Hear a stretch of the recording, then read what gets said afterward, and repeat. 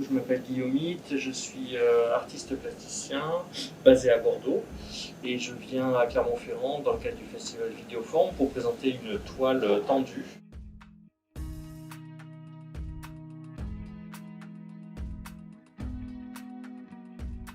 Alors l'œuvre que je présente cette année, le projet il a commencé il y a un an.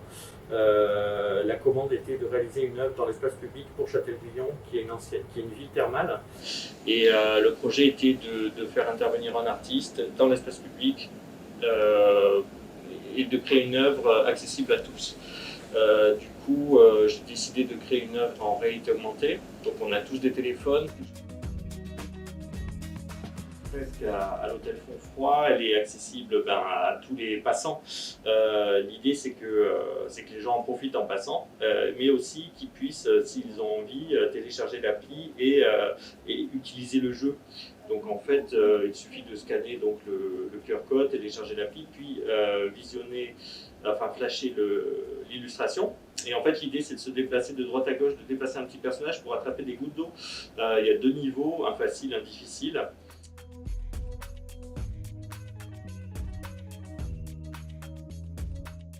La partie qui m'intéresse dans ce métier, c'est la diversité des projets.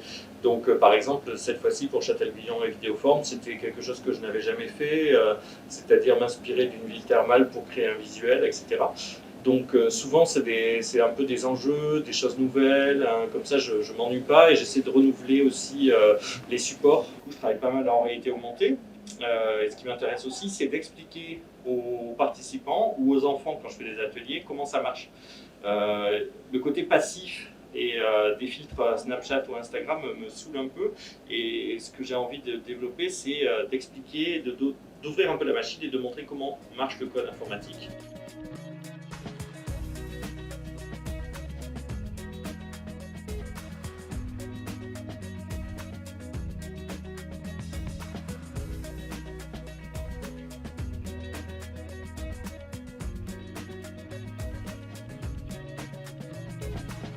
Et en fait, l'idée, c'est que j'ai utilisé ce bâtiment pour...